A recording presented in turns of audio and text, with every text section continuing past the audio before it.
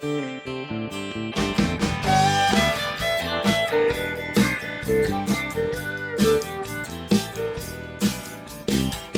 program is sponsored by Bet's Gold Coin.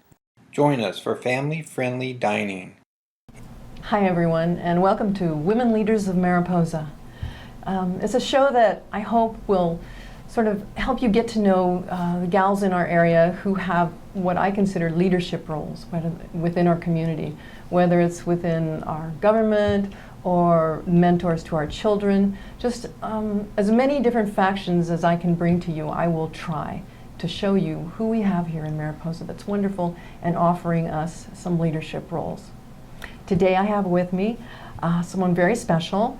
Her name is Shawna Dahl. She is the owner of her own very own business, and there are parts of her business where she truly is a mentor to the area children. She owns a business called Shawna Dahl's Quarter Horses and Riding Club. Many of you might be familiar with her. Welcome, Shauna. Oh, thank you so much. Yeah, pleased to have you here. I really appreciate you doing this. Thank you for your time. Yeah. Now, how long have you been doing this? How long have you been in Mariposa? I have been in Mariposa about 18 years, and over 15 years I've been training horses, teaching, giving instruction. My current location, I've been there for almost 8 years now. Mm-hmm. It's a beautiful setup. Oh, thank you. Yeah, I enjoyed going out there the other day. She has a gorgeous setup, really beautiful riding rinks, and yeah, it was wonderful. I try to have a place where it's peaceful. Phones don't work. We don't have, iPods or anything like that. It's a place of connecting with something much different that I think we don't get enough of today. Mm-hmm. Now, did you always do this, or did you have something else that you came from before? Well, fortunately, I came from this. My mother introduced me from horses when I was literally born. Yeah. I was months old, and she had me in a carriage in a tack room when she was at a horse show, and so I had my first pony when I was 3.5, and my mother and I, we raised Arabians and showed on a national level, and I was very fortunate because she put me in front of many people, incredible mentors and teachers when I was very young, that I learned a foundation that I was very lucky to get. And you get busy in life for a little bit, but I came back to that after having some other experiences, and I truly believe it's what I'm meant to do, that I'm doing my purposeful work. Right. So you pretty much have always wanted a horse? Well, just always had horses in my life. I wanted a horse, I was lucky to have more than just a horse when I was growing up. We raised horses and, like I said, showed, and so some people played sports and did others, school activities, and my activities were cleaning stalls and riding after school and on the weekends and traveling with that. It's a lot of work, isn't it? It was a lot of work, but that is part of what I think helped form me today. I don't think that anything comes easy, and I learned that, having some of the things that you want in life, like horses, require work, dedication, commitment, sacrifices. Right. Those are all very important things to learn. And a horse is a good way to learn them, let me tell you. It is, absolutely. They can't care for themselves in the way that we house them. And so that's something that is taught at my ranch. We're doing more than just riding. Kids come, for example, I have things like ranch fun days, and they clean stalls and feed and water and capture horses and groom horses, and they learn all facets of horsemanship, not just the riding part. Is that part of your Romeo Cares program? I know you mentioned that you have. Yeah. I do have kids that I seek sponsorship for who otherwise would not be able to ride, and I've worked with various incredible local organizations like CASA and the Seroptimus and Rotary have sponsored kids, and also several private parties have sponsored children to ride. And so, but we have to buy feed, so I can't give away all of the riding. Right. But it is something I think that they're able to learn the comings and goings. I think some kids have an idea that they're just going to see themselves galloping across the fields. Oh yeah, that was always my dream. And what actually happens when they get on is they have fears, they have emotional things that start to happen. They realize it's not as easy as they maybe would have thought. And that's what I think is really important. I think I was telling you when you came to visit the ranch, the riding is actually kind of a side effect, because in order to become a good communicator with a being like a 1,000-pound horse, there are a lot of other things that we need to master in our life in order to do that. Right. So maybe you'd want to know what a couple of those things are? Sure, I would. Well, first of all, confidence. We have to learn how to take up our own space and who we are. And that literally means even if you're in the line at school for lunch or getting off the bus, you can't lead something and not own your space next to it. Yeah. We also need to be present in the moment.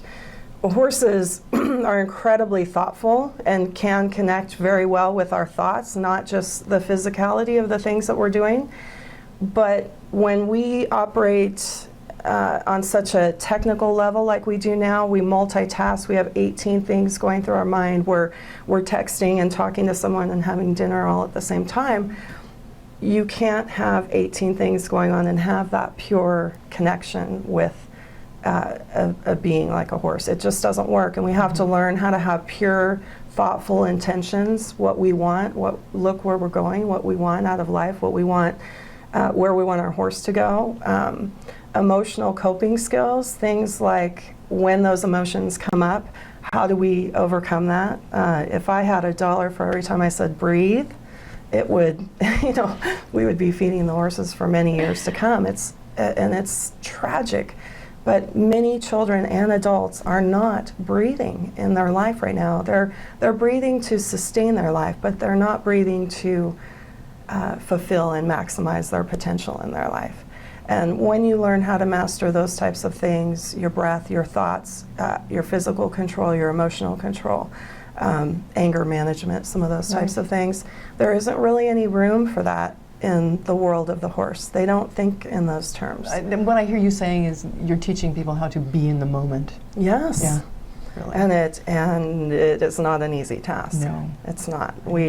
Most of us, I hate to say it, but many of us are not in the moment most of the time. And so when you can learn, it is a skill just like any other skill. And when you can learn to hone in on that, you can get better at it and develop it as well. Mm-hmm. And so it's not just the physicality of riding, it's really what you're thinking about. And because I've seen horses, I can bring the same horse out and put 20 different people on that horse and see very different things with the same horse. My horses tell me a lot. They're they're a blessing in my life, and they're kind of my medium or my your barometer, sort of, as to what people are doing. They tell me, my horses tell me a lot about people. Yeah. And they also bring out, most of the time, all of the emotional things that are holding us back in our true life.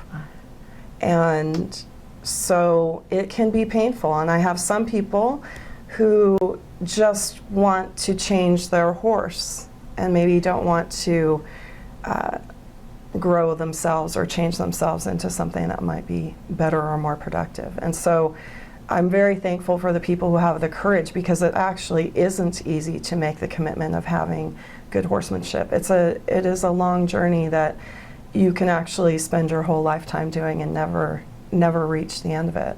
And in fact, the more, I was telling somebody recently, the more you know, the more aware you become, and the more you think about, and the deeper connection you can have at that level.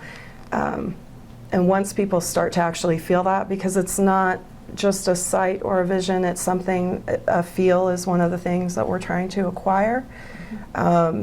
Once you get little glimpses of that, it can be something that is hard to give up. when you have that bug. You've probably seen that or heard people talk about the crazy horse person. Oh yes, absolutely. Actually, I was a crazy horse person when I was a kid, and And it wasn't to get you on a, I have to get you well, on a horse. it wasn't really that I wanted a horse. It wasn't really. I mean, I did. You know, and we thought of all these different ways where we could take the playhouse in the backyard, Right. and that could be the stall and whatever. And how would we earn money to get the feed feed and the horse, whatever? right. And then at one point I realized, well, I don't really want a horse. I just really want to be one. You know? Right. That's funny that you say that, because I have little girls that their parents tell me she runs like a horse. She Yeah. loves. She thinks she's a horse. She nickers like a horse. Yeah. And that's my dream, really, is I'm seeing what is happening inside or at my ranch transfer outside of the gates in their schoolwork and their work with their families, their work Exactly. with their friends. Yeah. And that is the blessing. I truly hope to create a community service that is here for many, many years to come. Actually, I'd love to create something that outlives my lifetime. Oh, that would even. be wonderful. And because that is, I've just seen so many miracles. I have no doubt about what is possible through this type of vehicle. And I'm just so blessed to live in a community like Mariposa to be able to enjoy it. Yeah. I don't have to live in the city or anything like that. It would be hard to have your facility in the city, wouldn't it? It would. Yeah. And I just don't know that myself and my horses would be as happy doing it. Probably. We're meant to be here too. Probably not. Can you tell me a little bit about Romeo? Because he's sort of, you know, you named your program after him, and I know you did. talked about him being so special. He was. I in addition to teaching, I raised quarter horses, and he was actually, I want to say he's 9 years old now. He was actually a horse that I had sold when he was born, but he was injured when he was only a day old. And I actually ended up going a different direction with that client and keeping him. I really won't ever put anything on the ground that I won't be responsible for myself, and I don't want to sell somebody a lame horse whether or not I had that agreement.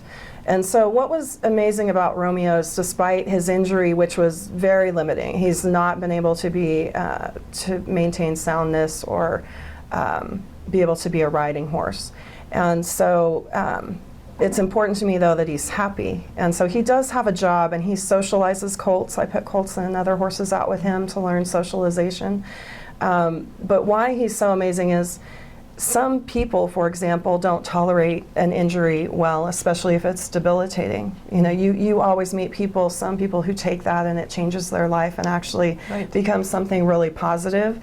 And there's some people that it changes their life in a really devastating and detrimental way. And Romeo is an incredibly happy horse, and he's just shown me that you can be imperfect and still have a purpose in life and be happy. And so I just thought he would be a great role model, so to speak, for the Romeo Cares program, and let people know that, you know, life doesn't have to be perfect. In fact, most of the time it's not, and it's just how you deal with those things, and you know, can make a difference in how that turns out in the long run. Well, those sound like wonderful words to live by. Oh, yeah, actually, not They bad, really huh? do. Not Yeah, bad. They really do. Well, you have a wonderful program. Oh, thank you. And I'm pleased to have seen it, and pleased to have met Romeo, and I want to thank you for Absolutely. being here. And I didn't know you were a horse girl at heart, so you'll have to Oh, come yeah. out and let me put you on a horse at Well, least thank you, once. Shauna. Thank you, I appreciate it Shauna. very much. Thank you so much for having me. Great. And thank you for joining us here on Women Leaders of Mariposa. And we'll see you again soon. I'm Carol Dewey, and this is Shawna Dahl, and saying goodbye. Thank you.